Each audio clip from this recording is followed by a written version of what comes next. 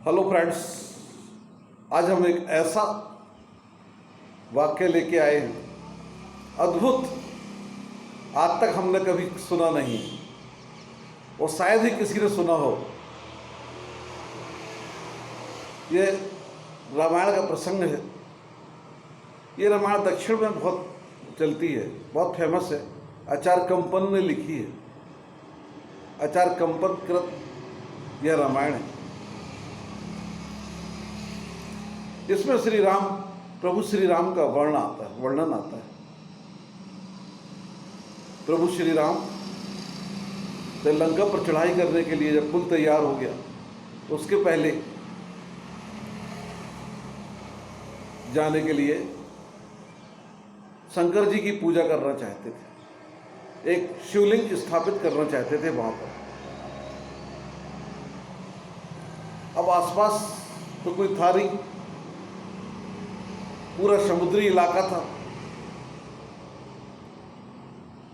अब वहां पर पूजा पाठ कराने वाला, शिवलिंग स्थापित करने वाला पंडित जी कहीं उपस्थित नहीं थे। अब क्या करें? अब उनके साथ में सबसे बुजुर्ग जामवंत जी थे। जामवंत जी से पूछा गया,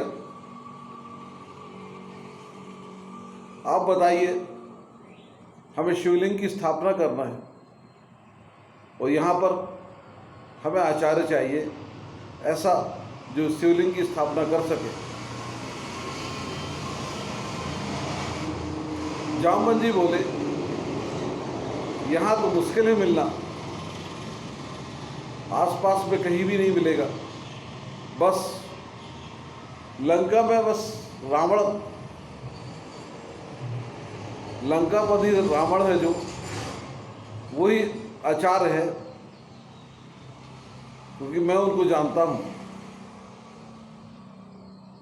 वही शिवलिंग की स्थापना करा सकते हैं, लेकिन वो तो आने से रहे। प्रभु श्री राम बोले, एक बार जाके पूछ के तो देखो। जामवंत जी बोले, ठीक है।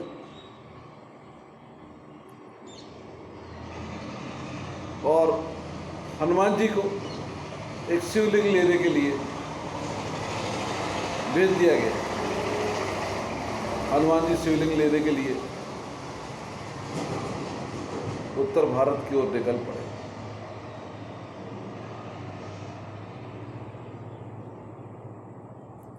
जामवंत जी लंका पहुंचे। लंका में उनका बड़ा आदर हुआ, क्योंकि उनकी वहां नाते रिश्तेदारी थी रावण से, तो अच्छा स्वागत हुआ। दरबार में खबर पहुंची, जामवंत जी आए। रावण बोले, उनको आदर सहित दरबार में ले आइए और जितने भी सेवकगण हैं सब सिर झुका के उनको अभिवादन करेंगे और रास्ता बताते जाएंगे। ऐसा ही हुआ। जामवंत जी दरबार में पहुंचे, रावण का अभिवादन किया।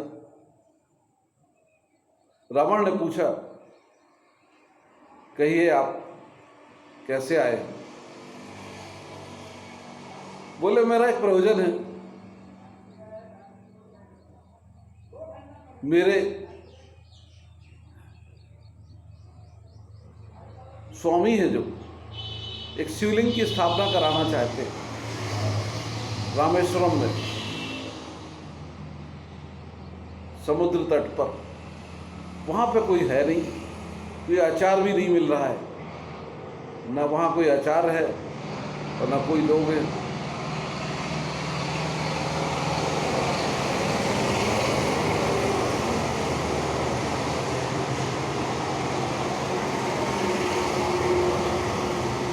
इसके लिए हम आपके पास आए।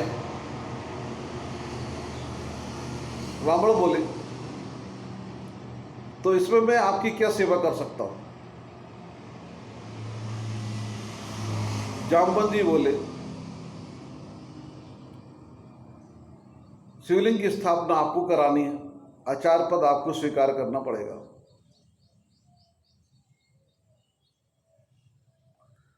रावण बोले, पहले ये बताइए आपके स्वामी कौन है? जामवंत जी बोले, हमारे स्वामी अयोध्या के राजा दशरथ के पुत्र श्री राम है। रावण को बड़ा अचरज हुआ। फिर थोड़ी देर बाद सोचने के बाद कहते हैं, ठीक है, मैं आचार्य पद स्वीकार करता हूं, हम शिवलिंग की स्थापना हम करा देंगे।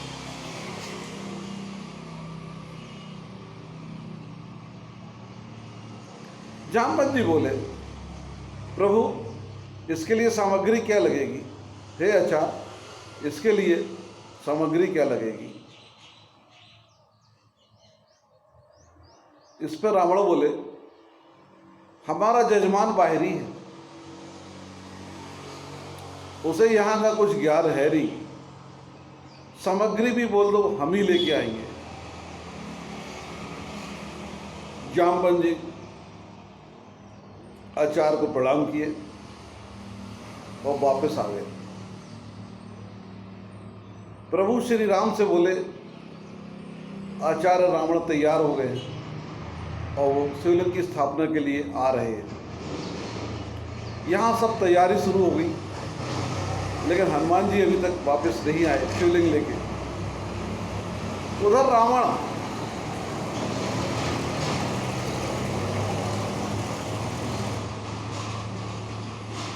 सीता जी के पास पहुंचे।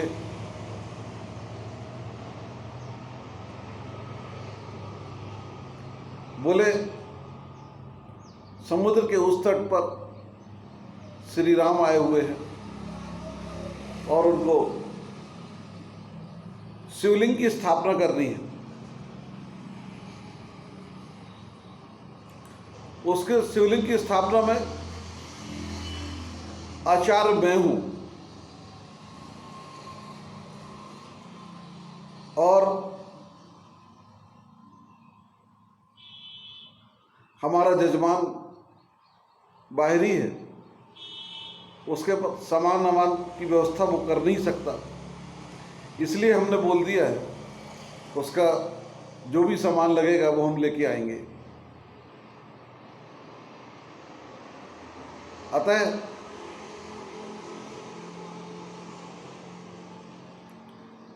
शिवलिंग की स्थापना के लिए जजमान की पत्नी का भी आवश्यक है होना, और तुम इधर हो, इसलिए तुम्हें हमारे साथ वहां समुद्र तट पर चलना होगा। कहते हैं सीता जी बोली, जो आज्ञा आचार्य। तो रावण ने भी आशीर्वाद दिया है, सौभाग्यवती भाव। ये भी एक विचित्र कथा है। फिर विमान पर सीता जी को लेके रावण पहुंचे तो उन्होंने विमान अपना दूर उतार दिया और फिर रामचंद्र जी के पास पहुंचे और बोले, सामग्री तो प्रभु मैं ले आया हूं, अब आप स्थापना का कार्यक्रम शुरू कीजिए। अब हनुमान जी नहीं आए तो क्या करें? रामचंद्र जी ने जो रेत थी वहां पर उसी को शिवलिंग बना दिया। बड़ा अद्भुत शिवलिंग बनाया उन्होंने और पूजा पाठ शुरू होने के लिए सब सामग्री एकत्रित हुई। आखिरी में रावण बोले, जजमान की पत्नी नहीं है, पत्नी को बुलाओ। बोले, पत्नी नहीं है। बोले, बिना पत्नी के तो ये शिवलिंग की स्थापना हो ही नहीं सकती। पत्नी तीन स्थितियों में यदि है, 3 स्थिति यदि हैं तो बिना पत्नी के शिवलिंग की स्थापना हो जाती है। पहली है आप अविवाहित हैं, दूसरी आपकी पत्नी स्वर्गवास हो गया है, तीसरा आपकी पत्नी ने आपको त्याग कर दिया है। ये तीनों स्थिति आपके साथ नहीं है, फिर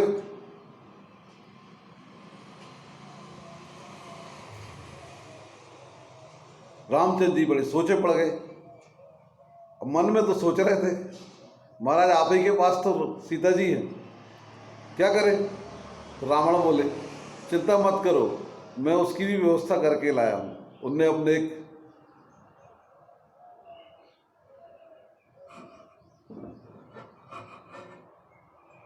उसको भेजा और सीता जी को बोला लेके आओ। तो वो सीता जी को लेके आए। शिवलिंग की स्थापना के लिए भी पूजा पाठ शुरू हुई।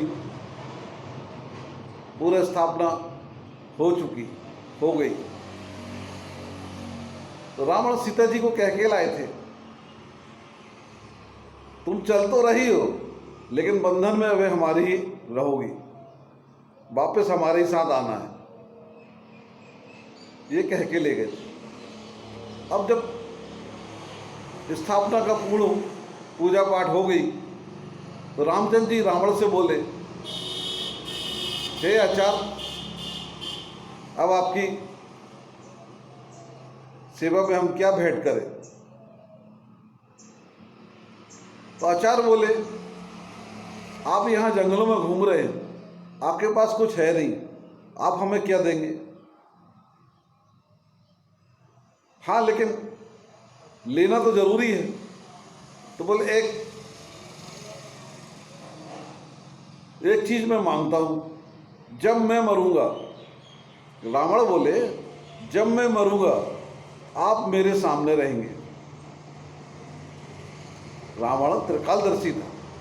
रावण बोला जब आप मरेंगे तो आप हमारे सामने रहेंगे, बस मैं इतना ही मांगता हूं। और फिर वो सीता को लेके लंका चले गए। अब उसके बाद हनुमान जी आ गए शिवलिंग लेके। अब बोले नहीं, मैं शिवलिंग लेके आया हूं, इसकी स्थापना होना चाहिए। अब सब बोले भाई इनकी स्थापना हो चुकी है, ये बोले नहीं मैं ले आया हूं। अब जब नहीं मारे हनुमान जी तो बोले ठीक है, इस शिवलिंग को हटा दो और अपना वाला रख दो। कहते हनुमान जी उस शिवलिंग को अलग नहीं कर पाए।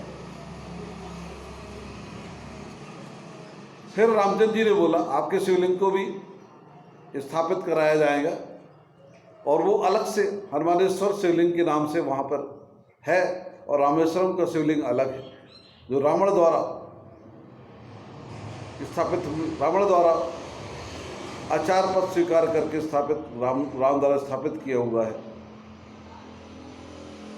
यह एक अद्भुत प्रसंग है, अद्भुत कथा है। हमें तो विश्वास नहीं हो रहा था, लेकिन क्या करें, सुना है तो हमने कहा चलो इसको भी